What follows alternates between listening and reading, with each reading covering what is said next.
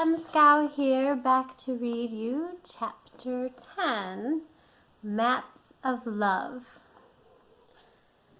Kat slipped back into class and hoped that she didn't smell like an ashtray. The entire period crawled by like a snail. Jenna was pissed. What was she going to do? Not that Kat cared much about what happened to Winnie. Still, the less drama between them, the better. The only thing that could make this okay was if she and Jenna reversed the spell. She wasn't even sure if that was possible. Kat hadn't had a chance to look through Ruby's grimoire yet. After school, she went out to the parking lot to find that Jenna had ditched again. Winnie was staying after for cheerleading practice, and Jed had football. Looked like another walk home alone. Thankfully, it was a gorgeous October day. The smell of the crisp leaves and the sound of them crunching under her feet put her in a good mood. She didn't hear him coming because she was blasting music from her Walkman. "Look out!" Dylan shouted, but quickly realized that she didn't hear him. He bailed from his board and took a tumble into the grass beside the sidewalk. The renegade skateboard hit the back of her heels, and she was startled to see him roll past her and spring to his feet like nothing had happened. Kat had an incredulous look on her face. What the hell? Dylan took off his dirty baseball cap and combed his fingers through his greaser hair. "Hey, Kat, did you see that awesome kickflip?" he joked.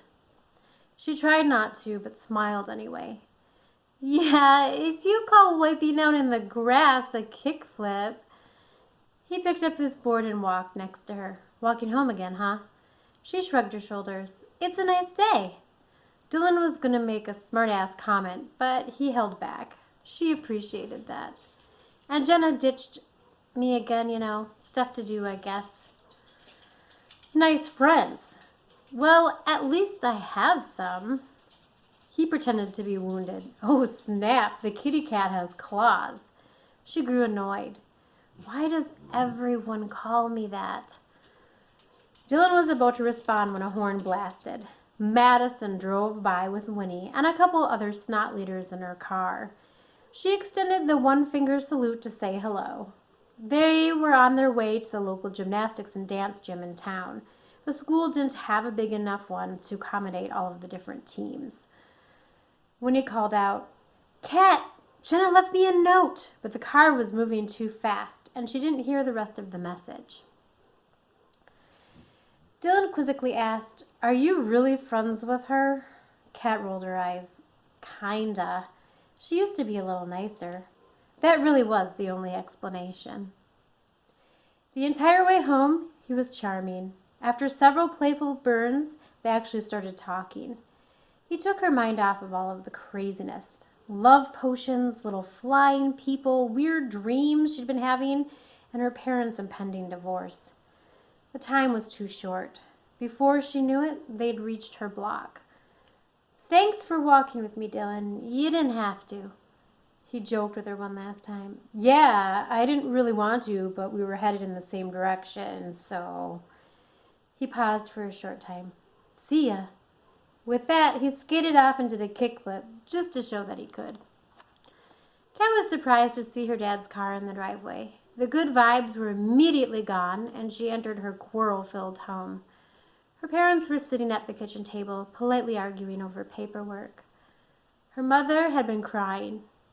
She could see Delia's red-rimmed eyes. Her dad's face was long and tired, but his expression changed when she entered. "Sweetie," he exclaimed, and got up to greet her. She pulled back from his hug. "What are you doing here?" she said coldly. "Your mom and I are discussing some things. Nothing for you to be worried about," he replied, trying to gloss over everything. Kat looked beyond her father. "Mom, are you okay?" Her mother nodded and slapped a smile on. "Yeah, we're just talking about what we are going to do next." Delia was evading giving her any answers. Kat was annoyed by the show. "I'm not a little kid anymore. You can tell me what's going on." "I would rather know." she screamed at them. They were both being such jerks. She couldn't blame her mom much. Delia was trying to put on a brave face and protect her. Dad, on the other hand, was just trying to cover up all the damage he'd done instead of taking responsibility. It made her ill. She questioned her love for him, which was almost too much to bear. Kat bounded up the steps to her snug little attic room and slammed the door. She dove into her white four-poster bed, covered with her bright patchwork quilt. When they first moved here, she tried to make the room less country. She taped up posters of her favorite bands over the old white plaster walls.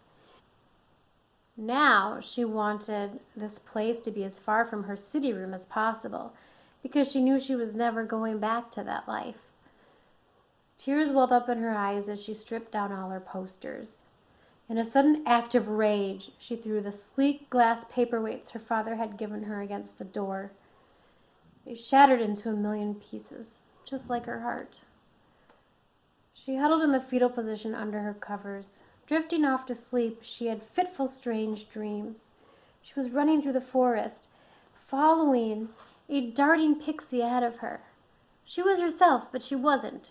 It was hard to figure out what exactly was different. Then her phone rang. "Hello?" She groggily answered on the third ring. Jenna blurted out, "Kat, I'm getting off work at 7. Can you come over?" She sighed. "Yeah, I guess so. My dad's here, so I want to get out of this place." Jenna sensed the hostility in her voice. "Well, you can always hang out at my house. Jet should be home from practice by now." Kat seriously considered it. "Wouldn't that be kind of weird?" Jenna just laughed. "No, he's your friend too.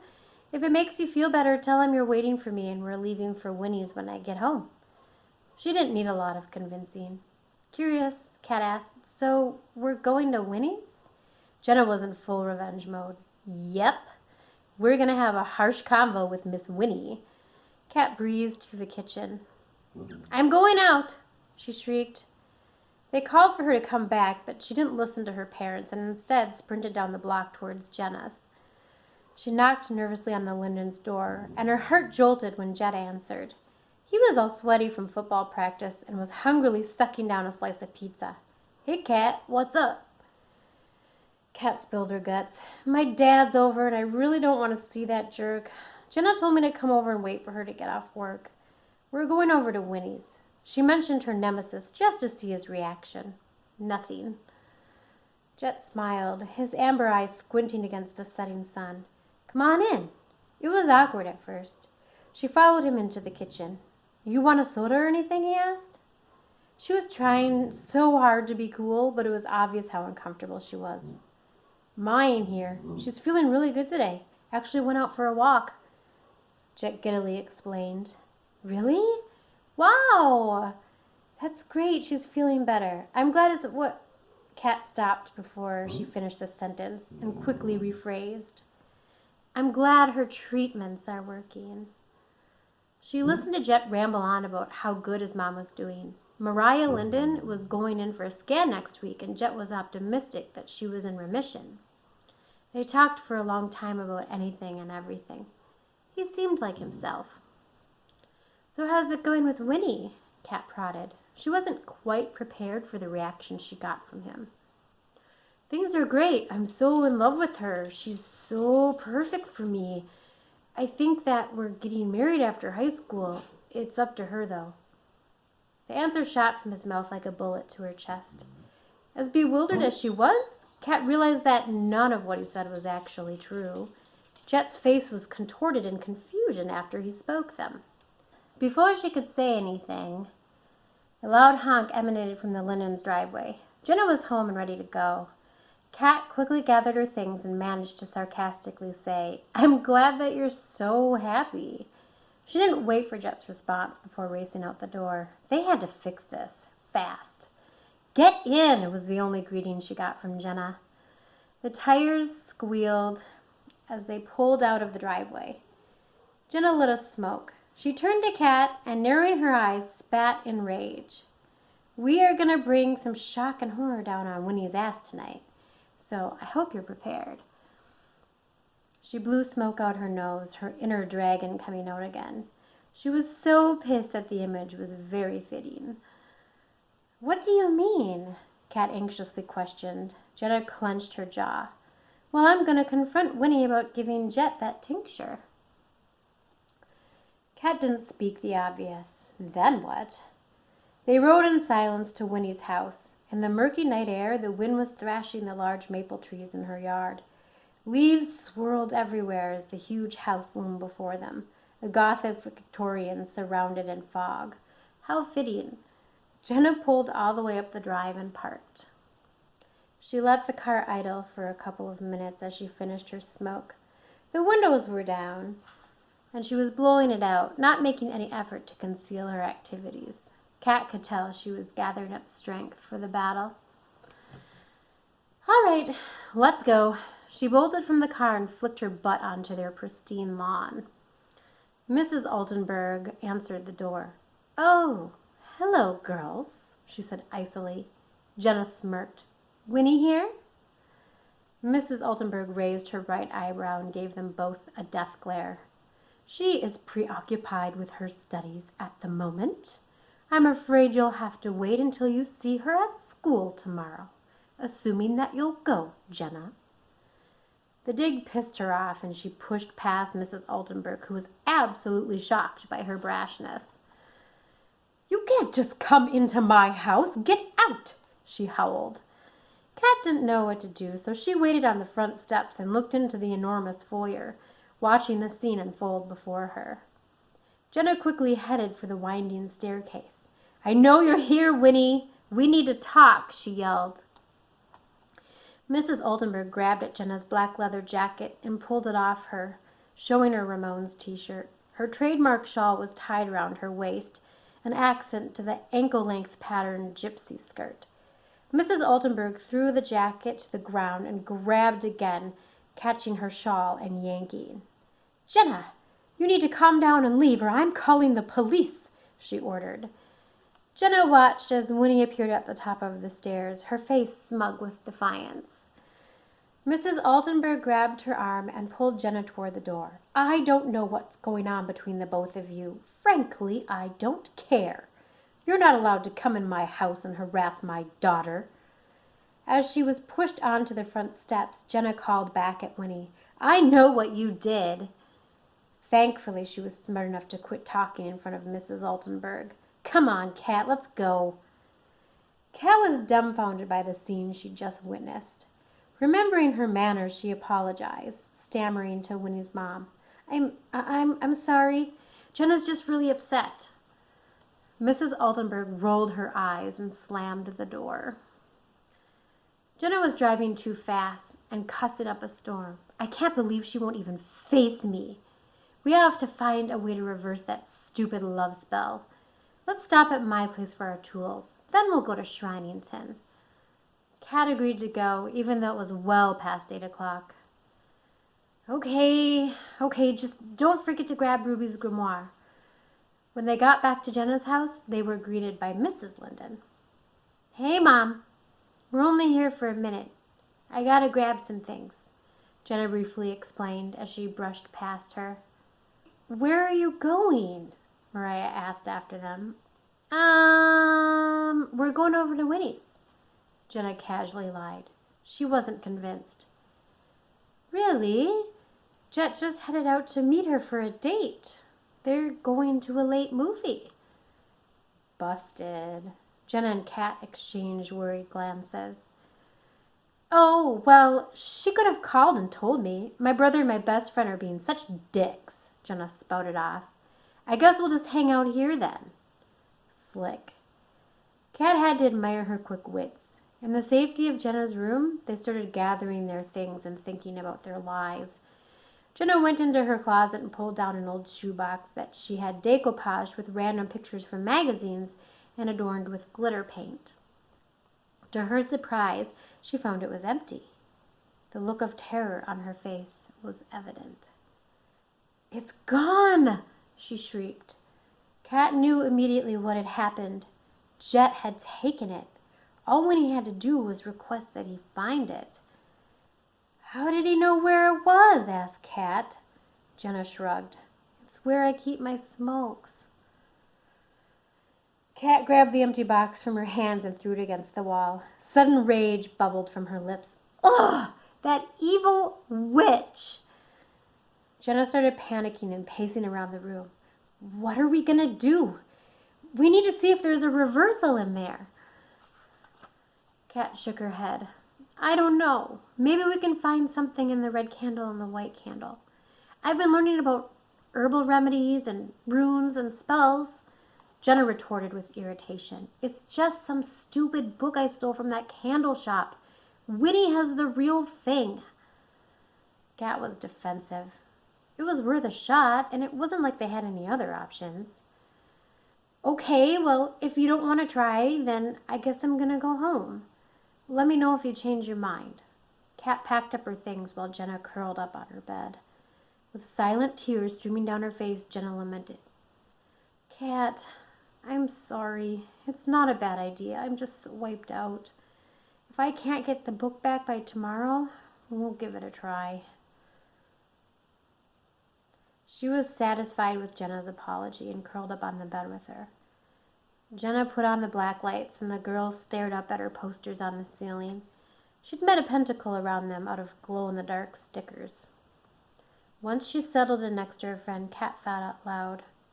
Okay, if we're going to do this, we need to make a plan. Yeah, I know.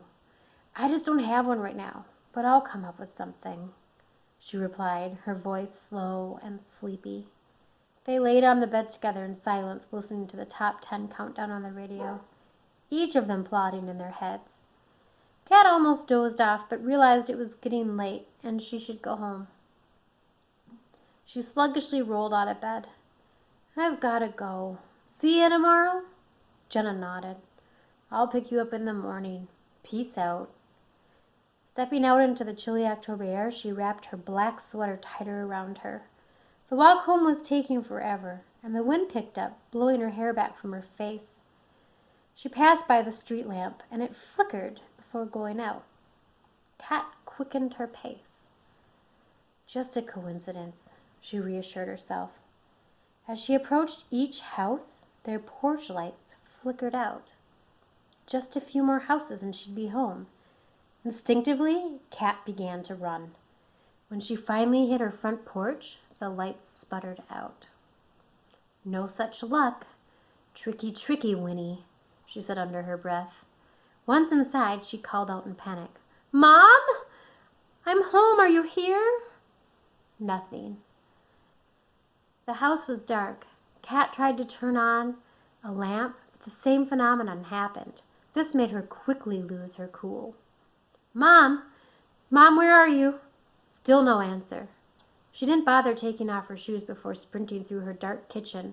Her face was starting to burn, and she could feel the blood pooling in her cheeks. She had to get to her room. She could put a spell on her candles so they wouldn't go out. Kat still didn't feel safe there. The moon shining through her window didn't give much light, so she could barely see. Scrambling over to her dresser, Kat took out the candles she had stashed in her top drawer. Fingertip burning bright, make this candle from dark to light. It lit instantly. She looked around her room and found it eerie in the candlelight, shadows dancing around her in unnatural movement. She turned to view herself in the mirror and was shocked to see her reflection. Black hair covered her face. As she listened to the howling wind outside her window, it started to sound like cackling laughter. Kat watched in horror as she slowly changed. Her eyes became more slanted, and she started shrinking. Whiskers protruded above her eyebrows and from the side of her misshapen nose. A stunning pain ripped through her joints, and she landed on all fours. Her tailbone was on fire as it stretched. Her fingernails, once shortly manicured, became sharp little hooks.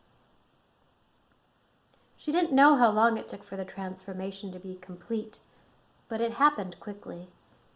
When the pain was finally over, she tried to stand from her curled-up position. The realization that something drastic had happened put her in a state of shock. What had she become? Unprepared for what she was about to see, Kat pounced up onto her dresser, careful not to knock over the candles. No, no, no, no, no. This can't be happening, she cried. She could still talk, but she was in the body of a black cat. Here, kitty, kitty, kitty, kitty, Winnie's triumphant voice called from below her window. Kat jumped onto her bed to stare down at her. She flashed a wickedly white smile and held up Ruby's grimoire in the moonlight. Jenna, come see our new pet, she called out to the darkness. Kat's heart fell to her stomach as she watched Jenna emerge from the shadows, her body moving stiffly like a zombie as she took her place next to Winnie. She was walking slowly, in a funny gait, as if being forced. Her hair had changed from its tawny auburn to a mousy brown. Her skin was pale as milk glass. When she looked up toward the window, Kat saw the deep purple circles under her eyes.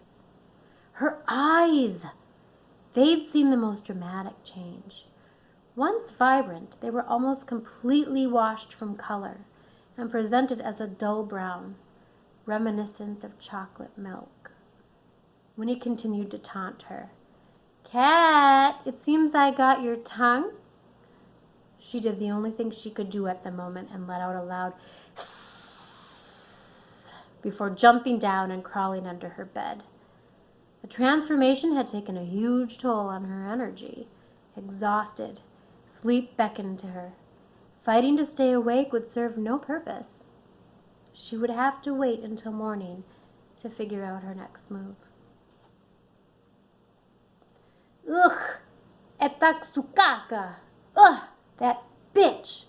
Dasakata cursed under her breath. Nasmaiga, of course, was assigned to her unit. She had embedded herself next to Pelavan. The Mlad Uchanak were laying down, smashed together on one of the lower branches, standing guard. With Nasmaiga pressed so close to Pelavan, it was hard for Dasakata to focus on the advances of the gnomes. She forced herself to scan the night looking for their torches. She tried to even her rapid breathing as she clutched at her spear. Ah-oom, ah-oom, ah-oom, ah-oom. The deep voices of the gnomes sang as they marched toward the willow. Thus far, their tactics had been in vain. When they rode up mounted on their squirrels, it was clear they had more ambition this time. Kenkros, their leader, spoke fluent Pixie. He rode the largest gray squirrel any of them had seen. He was fattened beyond eating only acorns. This particular squirrel had been captured from the edge of the wood. He had been frequenting a human gathering place. Kenkros's voice boomed. Tiem znatka shtoa maui hocha ajara krilak. Do you know what we want, Queen? Wings. The cackles of the gnomes rang in her ears. Maui znatka sekara dlan tiem letita. We will know the secret of your flying. With that, the gnomes drove their squirrels toward the trunk of the willow. Their advance didn't last long. Spears were thrown down at them, killing many gnomes, wounding the helpless squirrels, and causing great chaos. Pelavan was the first to fly down and do hand-to-hand combat. He had stabbed a number of gnomes before he felt the pain rip through his head. Urkus, a gnome that he'd once helped evade human contact, had struck him with a mace made from a stick, pebble, and twine. Urkus was towering over him when he came to. Just as he was sure he'd be meeting his end, Dasakata appeared. She landed squarely in front of him and blocked his attack with her spear. The mace wrapped around her spear, and she pulled with all her might, ripping it from his grip. It was enough of a distraction for Pelavan to slip out from under Urkus, and they both flew up to safety. Mina Liblana, nadag vida wundra. My love, I need to see your wound. She gingerly touched the cut on the side of his head. It was oozing a neon liquid that turned to small bubbles. To the human world, this would be described as blood, but for pixies, it's more malleable, like the element of mercury. Arr! Pelivan growled at the pain. Shh, shh, Minaznatka, shh. I know, Dasakata answered. His wound was deep, but his life cycle would not be cut short. Dasakata was thankful for this, but knew she needed to get him to the Medesestrak. These pixies were the most knowledgeable about caring for wounds. They kept sickness at bay with the use of herbs provided by the earth, and were able to manage most injuries. The Medesestrak were entirely a female order, taking on the huge task of caring for all pixie ailments. Their knowledge was one of the most valuable professions. Once upon a time, the Bazdara had also been a very valuable profession. Now, they were not allowed to go to the human realm for medicine or magic. The language barrier made sure of that. The light in his chest flickered, and Dasakata knew it was fairly serious. He was having intermittent consciousness and would sink before fluttering back to her side. Pelivan! Pelivan! She shook him fiercely. Niem splishata! No sleep. Never in her life cycle had she felt so powerful. She wrapped herself around him, and with all her wing strength flew as quickly as possible to the Medesestrak. She whispered into his ear. Tim silnaka, anik nem liblana katoa tim mina liblana. You must be strong. They don't love you like I love you. Dasakata referred to Nasmaiga's line. Pamegit mina, pixie wundrak. Help me, a pixie is wounded, she shouted upon entering the sick bay. The shock of seeing several others was short-lived.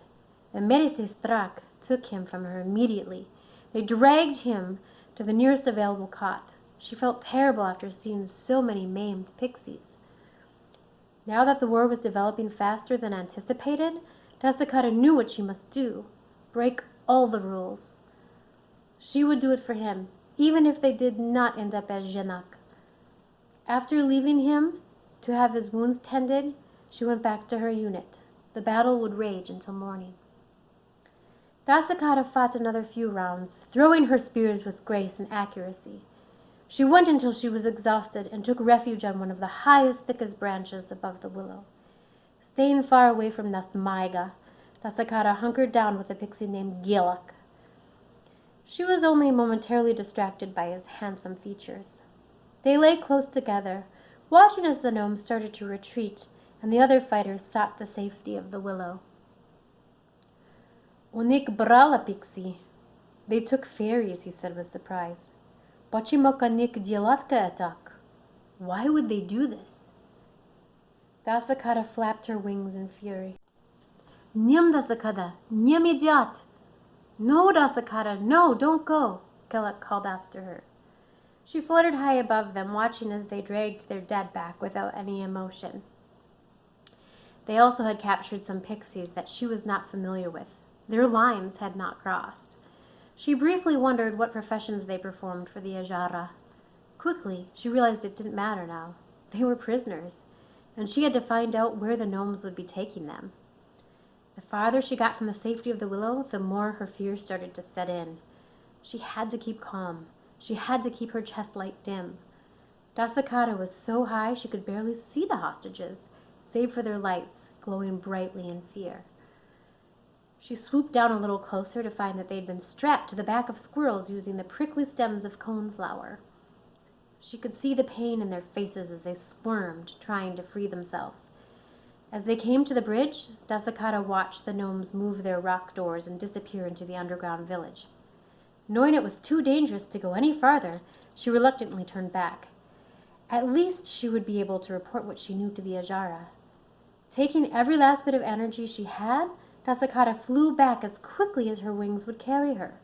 The only thing she cared about now was seeing Pelivan. When she arrived in the triage, her light flickered a little. Nastamaiga was tending to Pelivan, standing vigil by his bedside.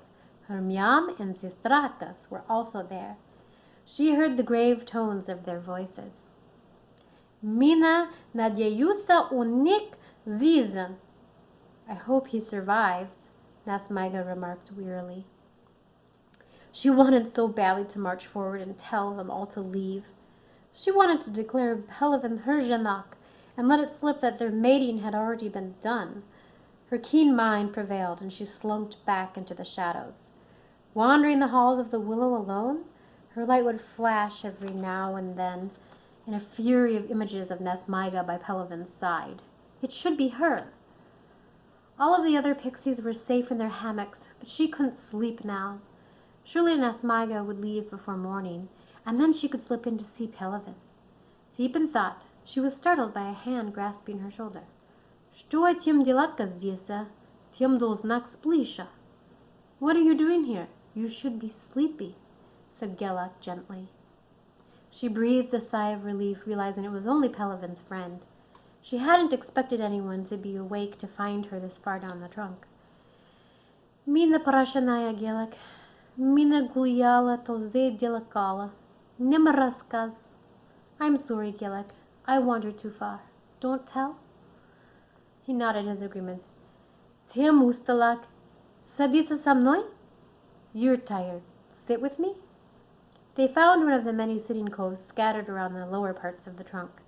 The farther down the great staircase, the more lavish the living quarters and common areas. She observed that the enchanted xylem light was more subdued here, appearing with a soft golden glow, much different than the garish fluorescent blue farther up the willow. Dasakata had not really ever been past the Bolcha de Barak, where Ajara Jessamine gave speeches to her Pixie. She didn't know how she had traveled this far without being noticed. Like the gated communities of the suburbs, there were usually guards posted at the hallways leading to lower levels of the trunk. They sat together, but Dasakata still looked around nervously. Their inner lights glowed dimly, so they could only see each other's faces. «Ням беспока. Mina priglagashanyaktam. Don't worry, I invited you», Gellick said, trying to ease her panic. There had always been an unwritten order to the way of the Pixie. Those that lived farther down the trunk had better lines, which suited them to cherished professions. Thus they were given more by Ajara Jessamine. However, nobody in their plane of existence ever did without. The inequality was mostly in space and access to the great professions of the Pixie. Her Myam had once been part of that system, but she chose a love partnership instead of a prestigious match. Dasakata found it absurd that she was sitting in a shadowy corner of the trunk with Gellick. He was a very close friend of Pelivan and several lines above her station. At this moment, none of it mattered, and the strict manners that their society upheld were shattered. His voice was low and urgent. «Тем многом ученик, что тем вида? Где ном соберуся со мной новые друзьякас?» «You are very brave. What did you see? Where did the gnomes go with our friends?» She couldn't quite believe that Gellick was complimenting her.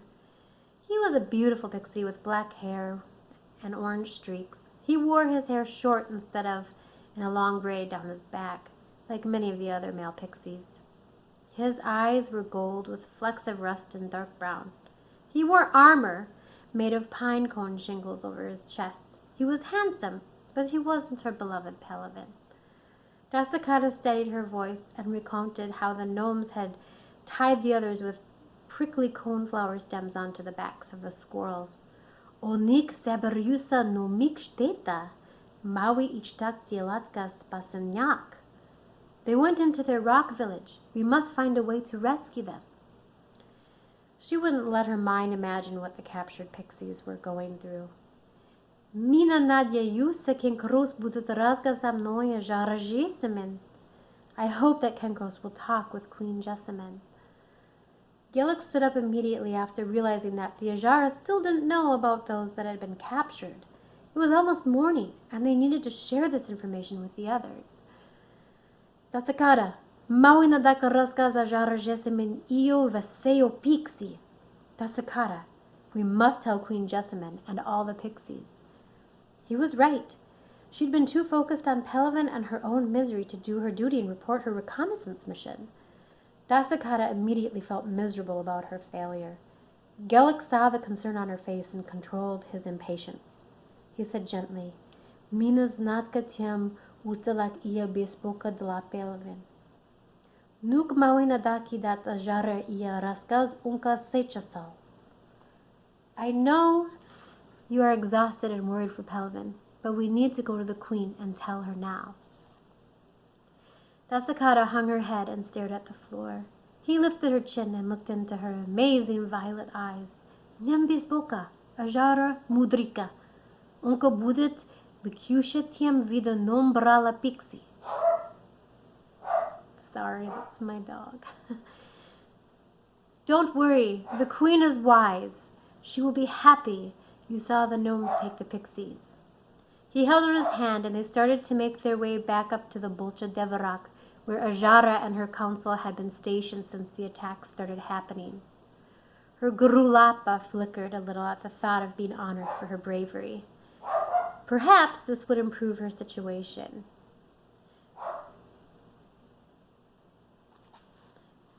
Jackson, no!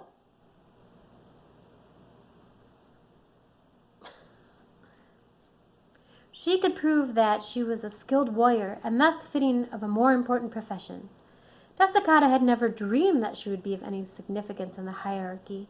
She'd never really aspired to be anything other than Pelavin's partner. When they entered the chamber, it was apparent that the Ajara and her council members were struggling with what to do next. They were loudly arguing with each other over whether to carry out a defensive strategy or organize an attack on the Gnome Shteta. Maps of the Vudrak were laid out on the table, and several elders were hovered around them, intently studying the gnome territories. Ajara Jessamine noted their presence, and the raised voices quickly grew silent. Ajara, maui imietka vazna novastik. Queen, we have important news, Gelik announced as he rushed forward.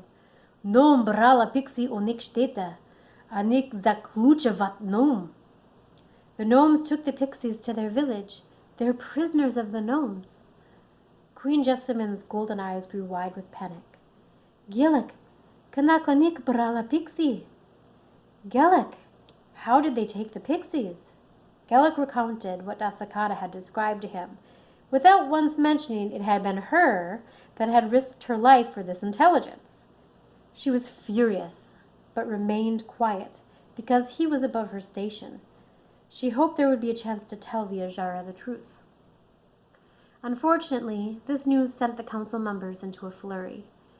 They were no longer divided on whether or not to organize an attack.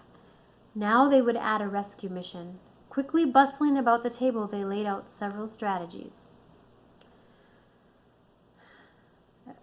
Ajara Jessamine eagerly joined them, forgetting about the messengers. Gelik and Dasakata knew it was time to leave the chamber, and did so quietly. Dasakata was so exhausted that she returned to her unit without visiting Pelavin. It seemed that she was not going to get the honor she'd foolishly hoped for. What a stupid mistake it had been to tell Gelik before her own Ajara. There wasn't anyone but herself to blame. It wasn't like she didn't know that particular lines had entitlement issues. Dasakata found an empty cot within the barracks of her unit and collapsed into it. She would have to think about solving her problems later. Now it was time for sweet oblivion. She awoke startled. Prabhutatyam! Mawina dakidat! You! Wake! We must go! Said a pixie that was unknown to her. She must have been a new recruit. Stoa? Pachimak? Iakatoatim. What? Why? Who are you? Dasakata snapped, because she'd been so rudely awakened from her slumber. Mina lejka, maui imietka abuchin sechasal, maui budets barak nom ia spasanyak, naui pixie.